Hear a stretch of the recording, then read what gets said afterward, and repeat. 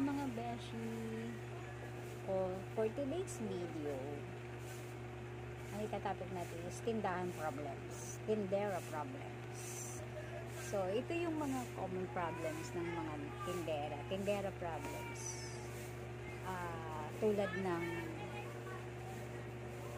mag-o-open ka sa umaga, yung nag-o-open ka pa lang may lumalapit na sa'yo para mangutang, wala ka pang buweno man, diba? No, very yun X yun talaga, no diba, yung mga ganun. Minsan hindi kasi naiisip ng iba na syempre ikaw nagtitinda ka, pag wala ka pang buweno man, diba, ba't kakainit ng ulo yun nagbubukas ka pa lang sasabihan, uutangan ka na, diba? Number 1 yun.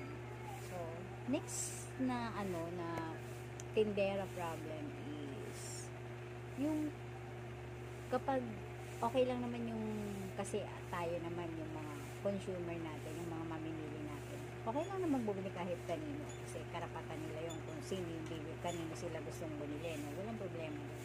Ang hindi okay doon, yung hindi sa'yo bumibili pero pagpunta sa'yo, uutangan ka, utang pala, yung gano'n. So, kasi yun, diba?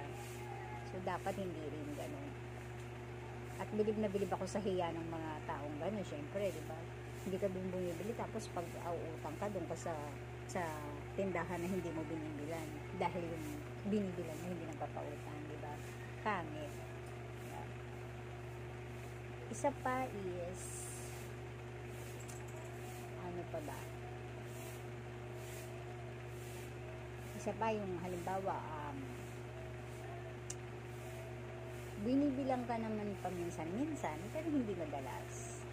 Tapos pagka let's say ganito siya, pagka wala kang items na kailangan niya, kunyari bibili siya ng isang bagay sa'yo, wala ka, halimbawa bibili, wala kang stocks, which is madalas mangyari sa akin kasi kukunti lang naman yung paninda ko. Tapos sabihin, ay wala kang stocks, sige wag na lang, bibili ako sa iba. Okay lang naman, diba? Ang hindi okay ganito, kapag ka may wala kang stocks, kahit kasi syempre pag wala kang stocks, pag may pambili, bibili sa iba.